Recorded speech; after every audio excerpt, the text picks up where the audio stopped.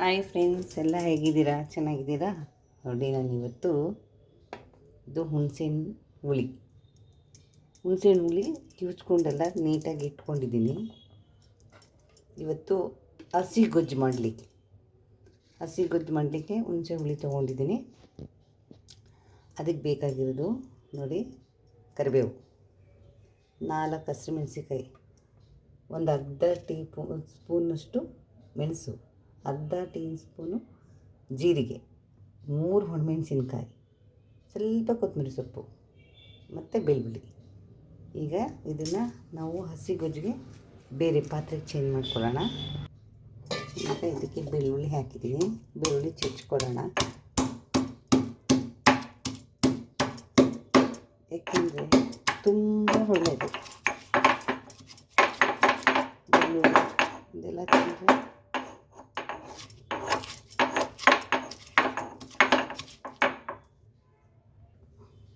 ಈಗ ಇದಕ್ಕೆ ಮೆಣಸು ಜೀರಿಗೆ ಹಾಕ್ಕೊತಾ ಇದ್ದೀನಿ. ಇದಕ್ಕೆ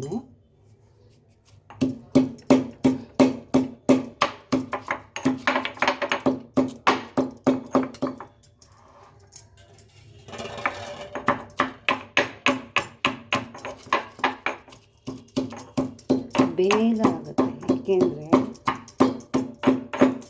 ಒಳ್ಳೆ ಹಸಿ ರಸಮ್, ಹುಣಸೆ ಹುಳಿ ಹಸಿ ರಸಮ್. ಇದು ನಾನು ಒಂದು ಕಡೆ ಹೋಗಿದೆ ತಮಿಳ್ನಾಡು ಸೈಡು. ಆವಾಗ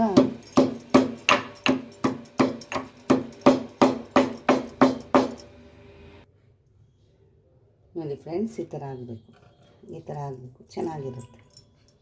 ಈ ಥರ ಮಾಡ್ಕೋಬೇಕು.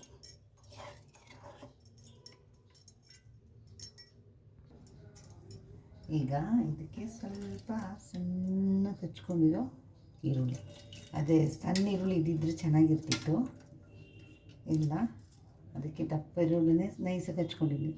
ಒಣಮೆಣ್ಸಿಕಾಯಿನ ಈ ಥರ ಕಿತ್ಕೊಂಡು ಹಾಕ್ಕೊಂಡಿದ್ದೀನಿ. ಜೊತೆಗೆ ಕೊತ್ತಂಬರಿ ಸೊಪ್ಪನ್ನು ಹಾಕ್ತಾಯಿದ್ದೀನಿ. ಹಸಿರು ಮೆಣಸಿಕಾಯಿ ಇಟ್ಕೊಂಡಿದ್ವಲ್ಲ, ಆ ಹಸಿರು ಮೆಣಸಿಕಾಯಿನೂ ಹಾಕ್ತಾಯಿದ್ದೀನಿ.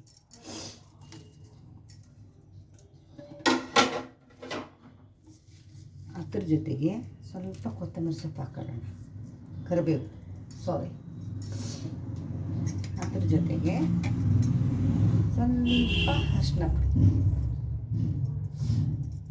ಆಯಿತಾ?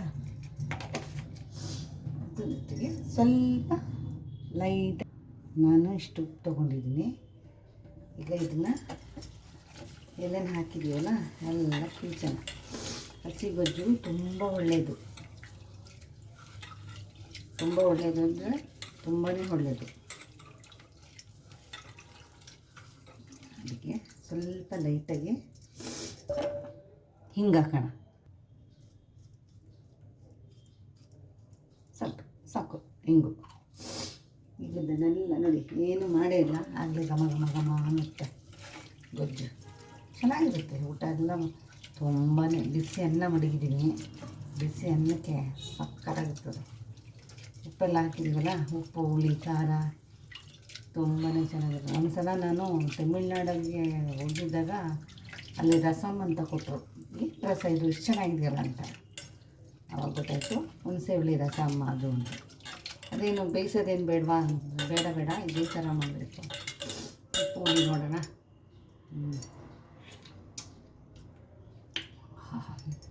ಎಷ್ಟು ಚೆನ್ನಾಗಿದೆ ಅಂದರೆ ನಿಜವಾಗ್ಲೂ ಹೆಲ್ತ್ಗಂತೂ ತುಂಬ ಚೆನ್ನಾಗಿರುತ್ತೆ. ಈರುಳ್ಳಿ ಬಾಯಿಗೆ ಸಿಗುತ್ತೆ, ಖಾರ ಉಪ್ಪು ಹುಳಿ ಎಲ್ಲ ಸೂಪರಾಗಿದೆ.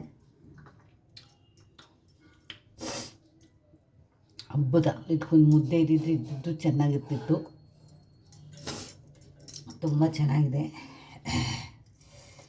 ಇವತ್ತಿದ್ದು ನನಗೆ ಸ್ವಲ್ಪ ಮಾಡ್ಕೋಬೇಕು ಅನ್ನಿಸ್ತು, ಇದನ್ನು ಮಾಡಬೇಕು ಅನ್ನಿಸ್ತು. ಇದು ಡಿಫ್ರೆಂಟಾಗಿರೋ ಗೊಜ್ಜು, ಅದು ಹುಣಸೆ ಹಣ್ಣಿಂದ ಮಾಡಿರೋ ಗೊಜ್ಜು. ಇದು ತುಂಬ ಚೆನ್ನಾಗಿದೆ, ಸೂಪರಾಗಿದೆ.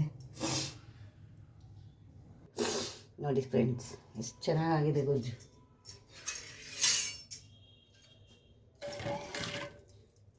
ಏನು ಒಗ್ಗರಣೆ ಬೇಡ, ಒಗ್ಗರಣೆನೂ ಬೇಡ, ಏನು ಬೇಡ, ಆಯಿಲ್ ಬೇಡ, ಏನು ಬೇಡ. ಬಿಸಿ ಅನ್ನದ ಜೊತೆಗೆ ಈ ಗೊಜ್ಜು ಹಾಕ್ಕೊಂಡು ತಿಂತಿದ್ರೆ ನಾವೆಲ್ಲೋ ಹೋಗ್ಬಿಡ್ತೀವಿ, ಅಷ್ಟು ಚೆನ್ನಾಗಿರುತ್ತೆ. ತುಂಬ ಚೆನ್ನಾಗಿದೆ. ನಾನು ಇವಾಗ ಟೇಸ್ಟ್ ಮಾಡಿದ್ನಲ್ಲ, ಸಕ್ಕತ್ತಾಗಿದೆ. ಮನೇಲಿ ಆರಾಮಾಗಿ 5 ನಿಮಿಷದ ಕೆಲಸ. ಸುಮ್ಮನೆ ಮನೇಲಿ ಅದಿಲ್ಲ ಇದಿಲ್ಲ, ಮನೇಲಿ ಅದು ತರೋಕ್ಕಾಗಲ್ಲ ಇದು ತರೋಕ್ಕಾಗಲ್ಲ, ತರಕಾರಿ ತರೋದು ಲೇಟು, ಅವ್ರು ಬರೋದು ಲೇಟು. ಸಾಕು, ಅರ್ಜೆಂಟಾಗಿ. ಹುಡುಗರುಗಳಂತೂ ಬ್ಯಾಚುಲರ್ಸು 5 ನಿಮಿಷಕ್ಕೆ ಮಾಡ್ಕೊಬಿಡ್ತಾರೆ. ಬ್ಯಾಚುಲರ್ಸ್ ಹುಡುಗರು ತುಂಬ ಕಷ್ಟಪಡೋರು ಇರ್ತಾರಲ್ಲ, ಅವ್ರಿಗೆಲ್ಲ ತುಂಬ ಅನುಕೂಲ ಆಗುತ್ತೆ. ಆದ್ರೂ ಇದರಲ್ಲಿ ಊಟ ಜಾಸ್ತಿ ಮಾಡ್ಬೋದು. ನಾವು ಒಳ್ಳೊಳ್ಳೆ ಅಡುಗೆ ಮಾಡಿ ಒಳ್ಳೊಳ್ಳೆ ತಿಂಡಿ ತಿಂದು ಹೊರಗಡೆ ತಿನ್ನೋದಕ್ಕಿಂತ ಮನೇಲೇ ಮಾಡ್ಕೊಬೋದಲ್ಲ ಅಲ್ವಾ.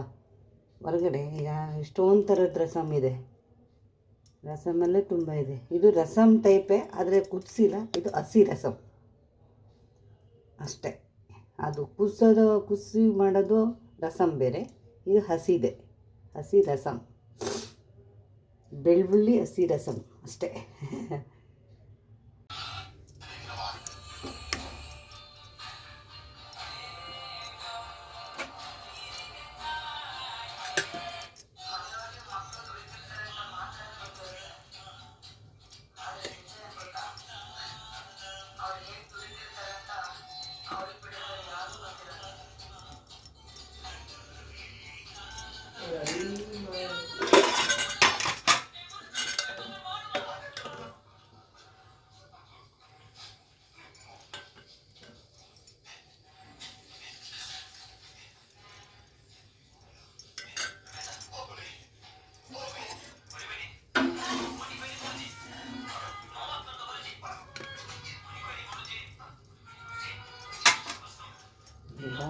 ಟೇಸ್ಟ್ ಮಾಡುವ ಹಸಿ ಗೊಜ್ಜು.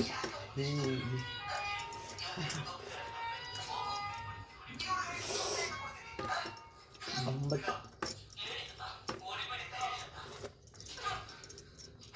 ಸಕ್ಕತ್ತಾಗೈತೆ, ಚೆನ್ನಾಗೈತೆ.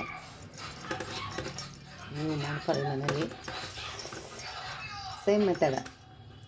ಮನೇಲಿ ಇರೋದನ್ನೇ ಹಾಕಿ ಹಸಿ ಗೊಜ್ಜು ಮಾಡ್ಕೋಬೋದು. ತುಂಬ ಚೆಂದ ತಿನ್ನಲಿಕ್ಕೆ. ಬಿಸಿ ಅನ್ನಕ್ಕೆ ಎಷ್ಟು ಚೆನ್ನಾಗಿದೆ ಅಂದರೆ ತುಂಬ ಚೆನ್ನಾಗಿದೆ. ಒಗ್ಗರಣೆ ಇಲ್ಲ, ಎಣ್ಣೆ ಇಲ್ಲ, ಏನಿಲ್ಲ, ತುಂಬ ಚೆನ್ನಾಗಿದೆ. ನೀವು ಒಂದ್ಸಲ ಲೈಕ್ ನೋಡಿ, ವಿಡಿಯೋ ಇಷ್ಟ ಆದರೆ ಲೈಕ್ ಮಾಡಿ, ಶೇರ್ ಮಾಡಿ, ಕಮೆಂಟ್ ಮಾಡಿ. ಧನ್ಯವಾದ. ಕೊನೆಯವರೆಗೂ ವಿಡಿಯೋ ನೋಡಿ. Thank you.